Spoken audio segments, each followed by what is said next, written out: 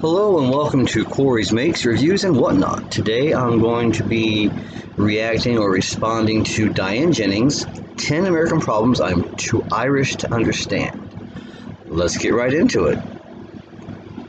I stumbled across a video recently on the Reddit channel called What's an American Problem That You're Too European to Understand? Oh boy. On the channel, they take Reddit threads and a robot basically reads the threads out. I'm going to skip a little bit ahead and get right into the questions. I really encourage you to go ahead and check out her channel and her video. She's amazing. Welcome. But it got me wondering, what American problems am I too Irish to understand? I always say it here, I'm fascinated by the little things that make the cultures just different. I just find it interesting because on the face of it, in the Western world, we would seem to be kind of the same, but then there are these little things that blow that idea out of the water, like holding a fork the right way and the wrong way. They're all Whatever you say, Diane. just very titillating to look at. Oh, that's very mature, Brandon. So I thought it I'm about as mature as Brandon is, apparently. would be fun to go through that thread and look at what I do and what I don't understand in American culture, and I'd really like to hear from you in the comments as well. Before I get into the video, I know a lot of you are going insane like me at home right now. Today's sponsor wants you to get out of the house, but safely in your brain head. It's done. I just realized my air conditioner's still on, and I'm very close to it with my computer, so I may have to start all over. But I'm going to run through this anyways for practice. Okay, the ones that I sticky. This one says, my European colleagues cannot wrap their heads around the fact that most Americans, do not have employment contracts. That is surprising. I've never really had a job where I had any kind of extended contract, but I do think it's the norm in Ireland anyway that everybody who works in like an office or a 9 to 5 kind of thing has an employment contract. I find that actually really curious because in America things can get very litigious, so So what are you trying to say? without a contract, what would you do? Wait, does that mean you can just be fired out of nowhere?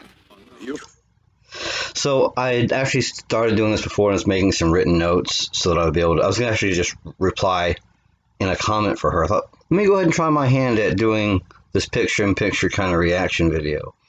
So her first question is about basically employment at will. There are small consequences for terminating an employee without cause. We call it usually laying off, being laid off.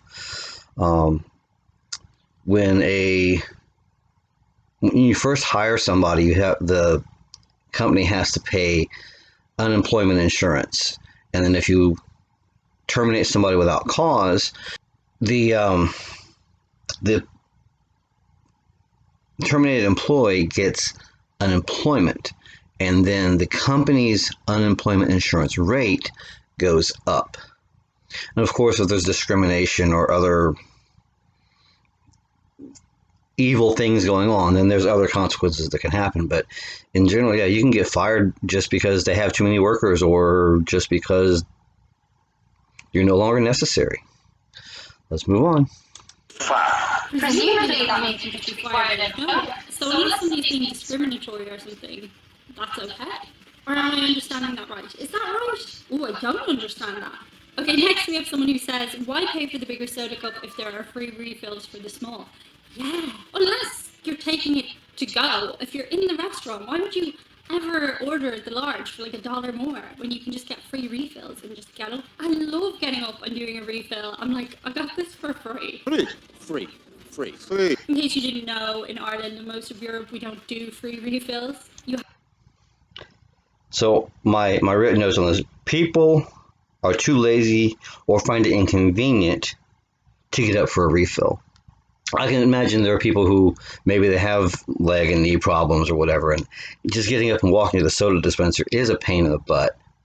But somebody they don't want to bother. They don't want to be bothered to get up, leave their meal, walk across the room, get the refill, and come back as many times. You get a big cup, you drink it, you get up once, maybe fill it up again, and come back and start over. But if you get the little cup, back and forth, it can be annoying. But I can be a bit of a cheapskate, so I'll get a small cup anyways. But that's the answer to the question. And then I saw a comment on Diane's channel. Somebody said, if you get the big cup, you drink all you want, and then you fill it up one more time and leave. So there is that. have to pay for each drink as you get it. But yeah, that's a good question. Why would you ever order a large when you know you can just keep refilling the small? I'm baffled, officially don't understand. Lunch debt, why is that a thing? Why are the children being held accountable and unable to graduate? It's a lunch. Lunch debt. It's lunch debt. On a logical level, it's money you owe for your child's school lunch. The norm that I grew up with was people bring a packed lunch to school, but there's always lunch available there. As I understand it, yeah, you did have to pay a fee at the beginning of the term if you wanted lunch, and if you didn't pay for it, you just didn't get lunch. Good. All right, my cat is trying to get in here, and cats seem to be pretty popular on the internet, so I'm going to let him in. Come on, kitty. Well, back at you. You guys come over here and get on camera. There's no food in your bowl. Why don't you come over here? Come on. The world wants to see you. Come on. He's not listening to me. Okay. Oh, so I did make notes about the lunch one as well. I forget how far I got. Let's see Okay, I got this question, one more that's already written down. Then I'll have to try to react live. Poor kids get free lunch. The parents are held accountable.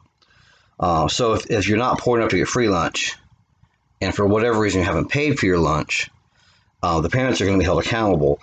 So if you're at a stage where you would get some sort of certificate of graduation, then yeah, you're going to not get that.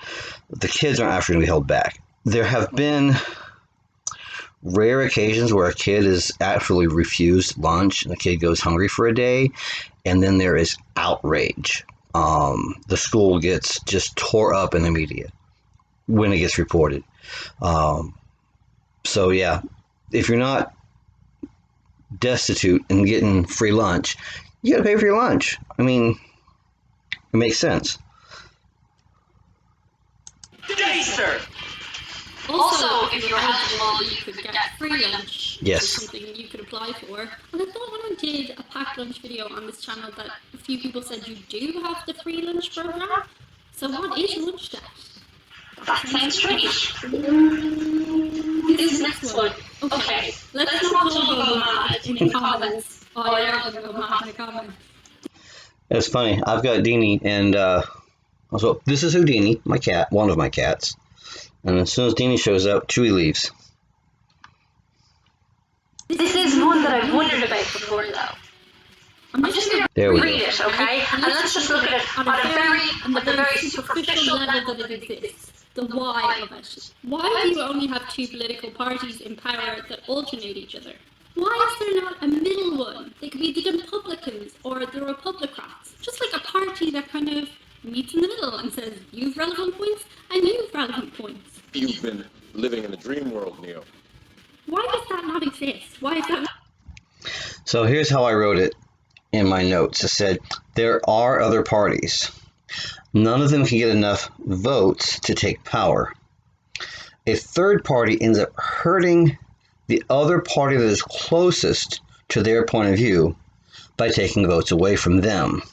So let's say there's you may have heard of, what did they call themselves? The Tea Party.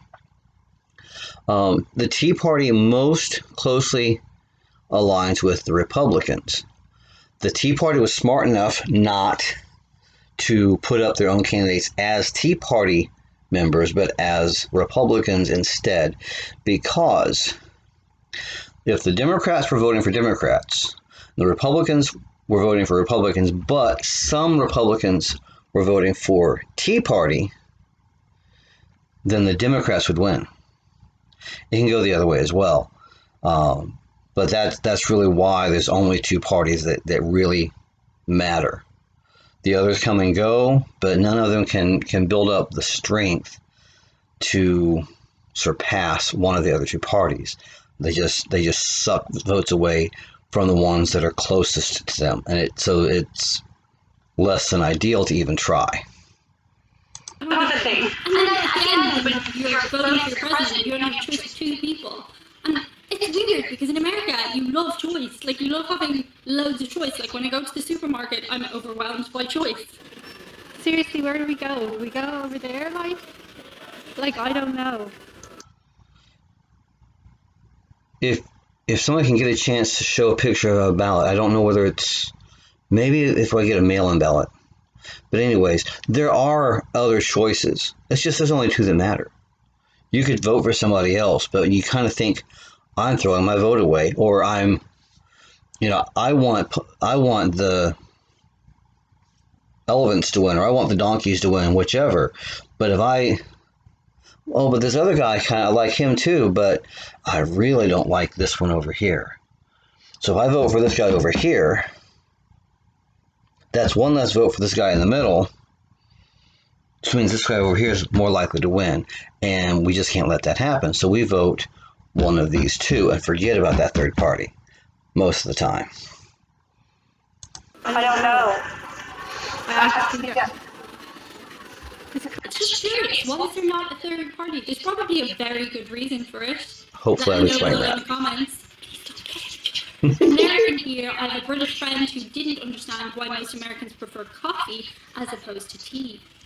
There is something we share with the Brits. Ireland likes tea Just as much. Irish people love tea, not me. I prefer coffee. Tea is like a staple. People drink tea for all kinds of reasons, and it's definitely something people use to calm down a situation. They just resort to tea. Cup of tea, almost got shagged, cup of tea. Also, whenever you go to somebody's house, they offer you tea, and I'm like, I would really like a fizzy drink, but that just isn't the norm here. But in America, people always ask if you want a coffee, and they're also not shocked when I put like 4 lumps of sugar in it. How about 12 lumps? I really like sugar. But yeah, why did one become preferable over the other in such large abundance? My original thought on that is going to go back to the Boston Tea Party. That is the protest against the tea tax and other, what do they call, intolerable acts. The King of England really ticked off the Americans. That's why we became Americans and not colonists. So there is that.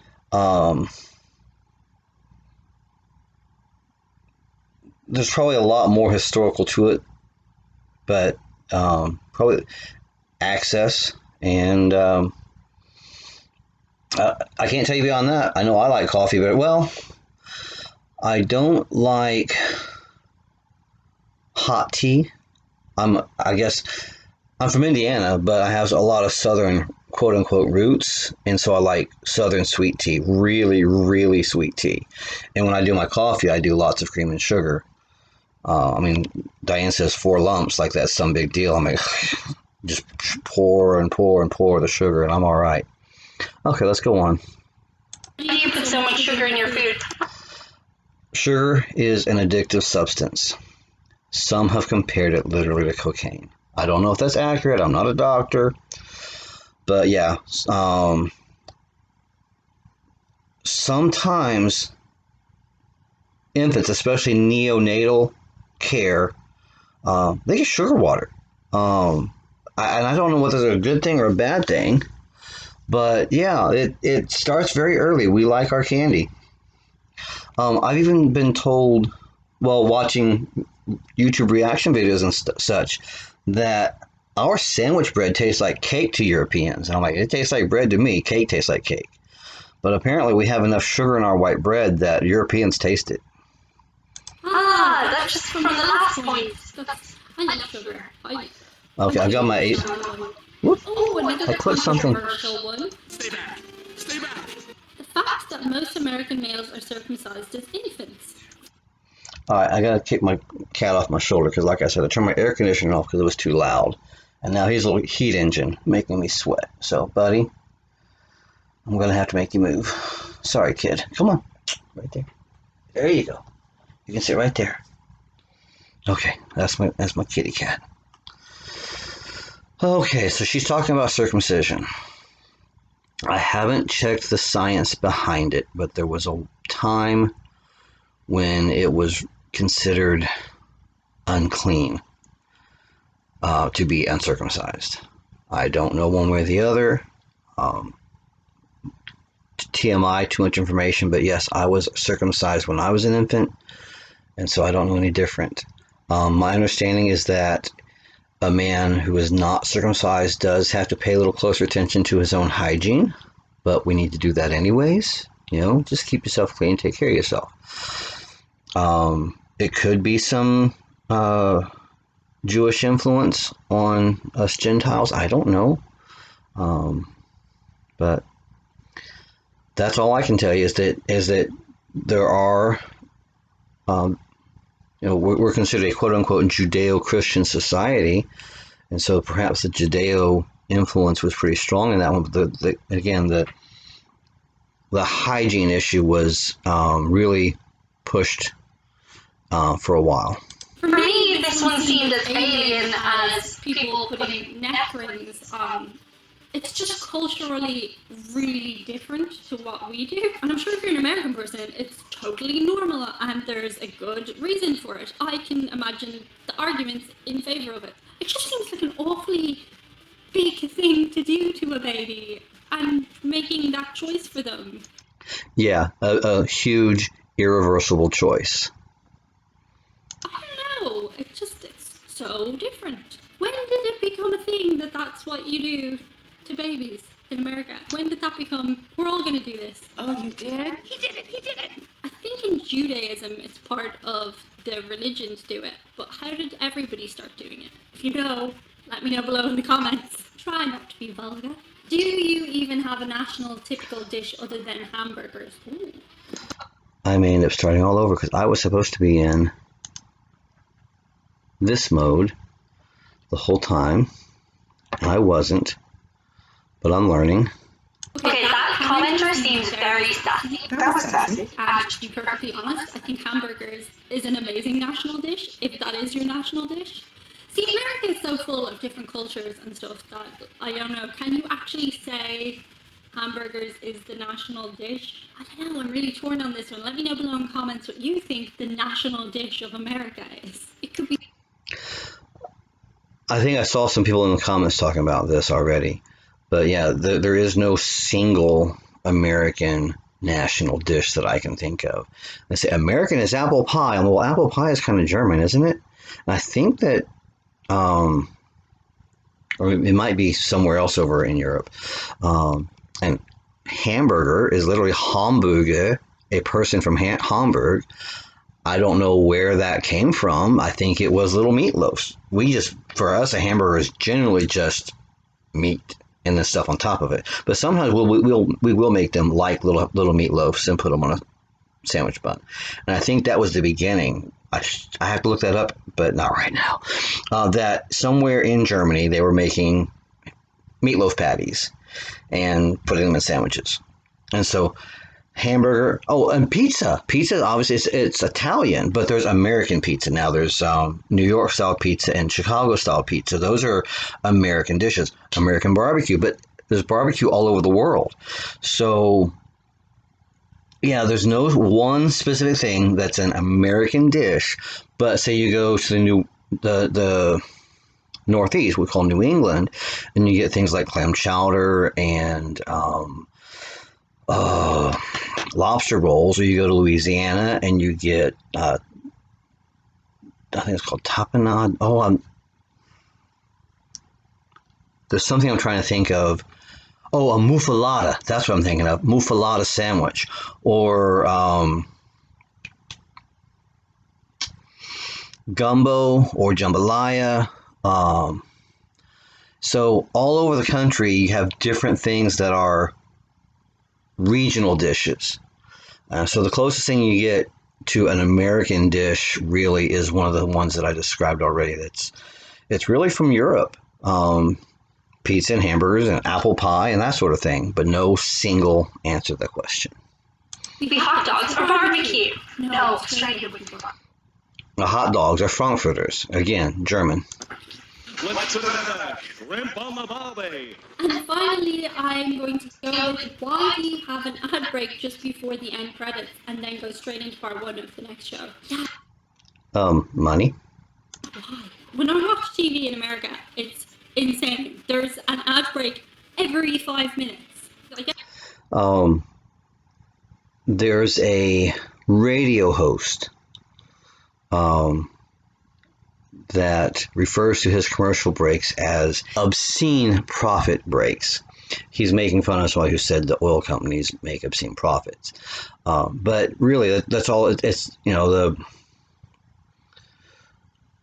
we have quote unquote free TV, but we pay for that TV with our attention, just like YouTube makes money, or YouTubers make money from ads being played on their content. The TV channels make money from ads being played on their content. And the more ads they can sell, then the more money they can make. And the more we are willing to sit through those commercials, the more they're able to make money. But this is why streaming services are so popular right now. I know I'm quite a bit older than you, Diane. I don't have enough stats on my viewership to know whatever else is going to be, but I'm definitely the older end of YouTubers, I think. I can remember when cable TV was brand new, and the big thing was you would be able to watch TV with no commercials. You're paying for the content, so you didn't have to watch commercials. And then the cable companies found out that people were willing to sit through commercials. So you're paying for content and sitting through commercials. I just don't understand it, but that's life. I guess that's why people are turning more to like Netflix and stuff now, because you can watch the whole thing uninterrupted. I think. Yes, I want to watch the whole thing uninterrupted. Thank you, Diane. I've asked you guys with more questions than answers, but let me know in the comments what you think. And that's it for today. Bye. Well, I'll end with that. Diane's pretty cool. I like her a lot. So that's the end of that part of the video. By the way, in case people who actually know me see this, I do wear glasses. But when I'm using the computer, I have to take them off so I can see up close. These help me see far away. Oh, my hair. So I'm going to stop my video. I'm going to watch it back and see how it is and see if I have to edit it or not. If I had more time and more experience, I would edit into some funny bloopers and stuff. But I'm going to see if I can just get this to run straight through. This again is Corey's Makes, Reviews, and Whatnot. Thank you for watching.